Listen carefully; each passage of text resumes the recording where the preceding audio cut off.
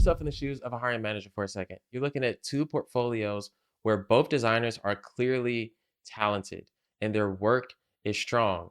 You'd be happy to hire either of these designers, but only one of their portfolios tells you who the designer actually is. And even though their work is equal, suddenly the decision is not. Because when everything else is the same, people naturally gravitate to the designer they feel the most connected to. So in this video, I want to show you why the About page is the most underrated page in a design portfolio and tell you exactly what hiring managers look for when they read it and how to turn yours into a page that builds trust and connection.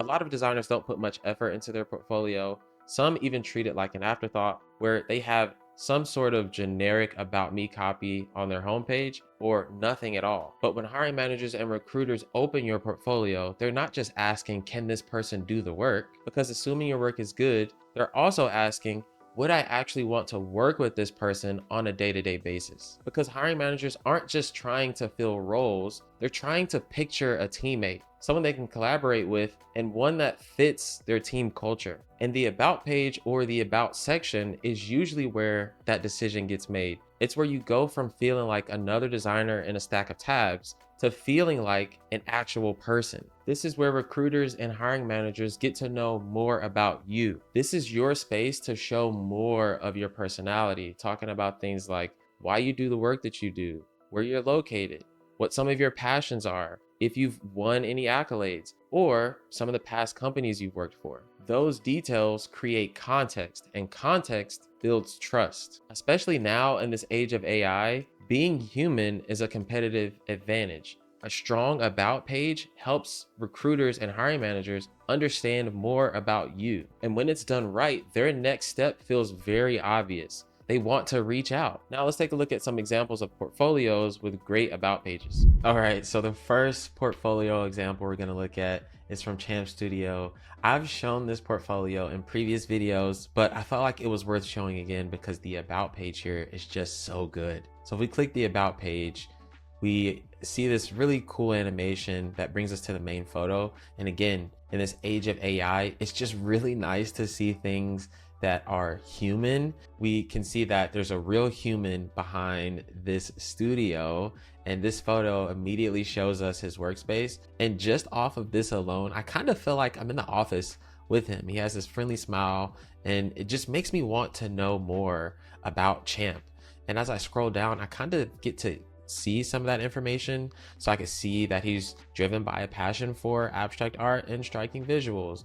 And then as I continue to scroll through this page, I get to see what some of his studio's core values are. And then a little bit further down the page, we see some of their most relevant clients, which also has this really fun scroll animation. But one additional thing that they do here on this studio is on the team page, I really like the photos and the playfulness they use here. So even the way they talk about themselves, he'll be the first to tell you he has the best wife in the world. And then we go to a picture of the wife, and then we see more pictures of the family. Again, it just helps you feel more connected to Champ and this family-owned studio. It makes you just want to reach out and learn more about who they are and how they can support you on whatever project you're working on, or if you're looking to hire them full-time on your team. The next portfolio we're going to look at is from Leo. If we take a look at Leo's About page, again, we see this really nice transition, and we immediately see that Leo is a Brazilian designer and illustrator freelancer. And we get to see the type of projects that Leo likes to work on, so advertising, animation, and digital products. We also get to see a little bit more about his style.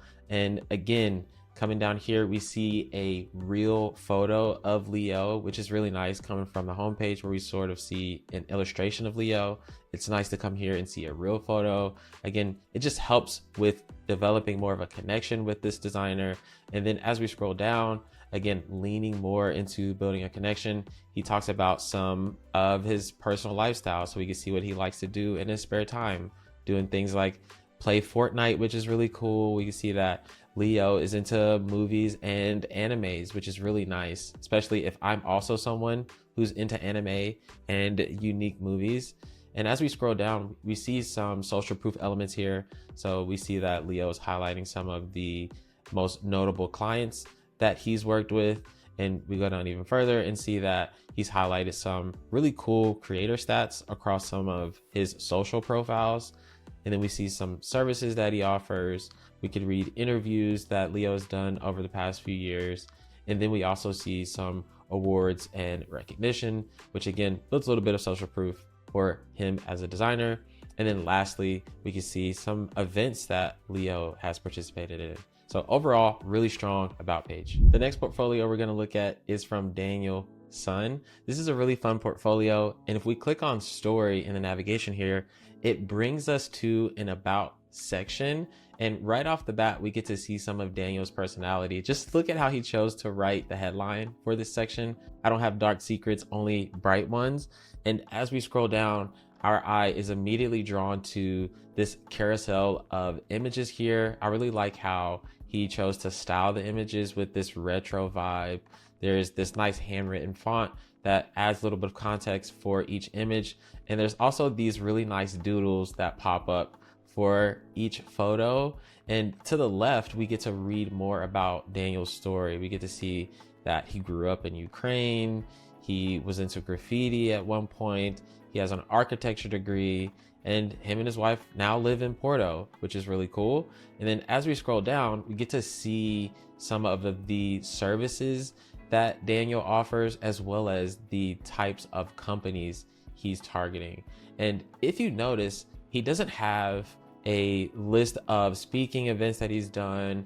He's not linking to interviews. You don't really need to have all of that if that isn't relevant to you and your story. So just these two sections alone are doing a really great job of showing Daniel's personality, as well as help build that connection around him as an individual. The next portfolio we're going to look at is from Jay, and this about section is a great example of simplicity. And immediately we can see that Jay's personality shines through the writing with things like, I love design, like genuinely, I love it. And then there's this fun chat bubble off to the side that says kind of vague, obligatory about me. It has this fun, sarcastic, tongue-in-cheek tone. The writing just feels human and not like something AI wrote. And then we could also see that Jay's spending more time in apps like Cursor than Figma these days. We also see that he has a fun custom strike through with this handwritten font next to it, which kind of nods to his creativity. Again, this about section is fairly simple, but it's still very strong. The key message of this video is simple. When the work is equal, people naturally choose the designer they feel the most connected to. But connection only works if the rest of your portfolio also feels professional and high quality. So if you want to know the secret sauce to make your portfolio look pro, check out this video. I'll see you there.